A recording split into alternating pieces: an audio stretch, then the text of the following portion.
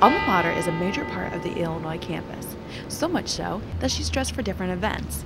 This week, she'll be donning different attire to celebrate Ebertfest and the Illinois Marathon. Robin Kaler is the spokesperson for the university, and she is also in charge of dressing Alma Mater. She explains what Alma will be wearing for this week's big events. For Ebertfest, she has a popcorn bucket, so she's a little popcorn seller.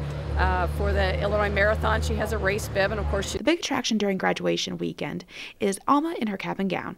Kaler says she came up with the idea, and then it went into action in no time. Herff Jones made the regalia. They came and measured her. She's very large. She's just big boned, and they made a whole set of regalia for her.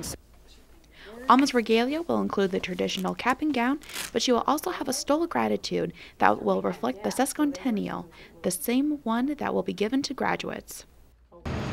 So while Alma Mater is a special part of the University of Illinois campus, she becomes even more special when she dons special attire for special occasions.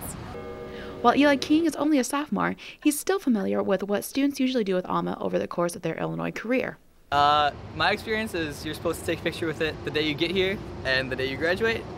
I did not take a picture with it the day I got here, so I'll probably take a picture with it the day I graduate then. Robin Kaler says that Alma will be dressed for graduation soon, but only during the day. Last couple of days of the week, I think it's Wednesday, Thursday, Friday, we come over and we dress her in the morning, and then we take the regalia off in the evening, because we know if we left it on overnight it would be awfully appealing for students to keep as a souvenir. So whether she's dressed up or not, Alma is an icon on the university campus. In Urbana, I'm Cassandra Smith, UI7 News.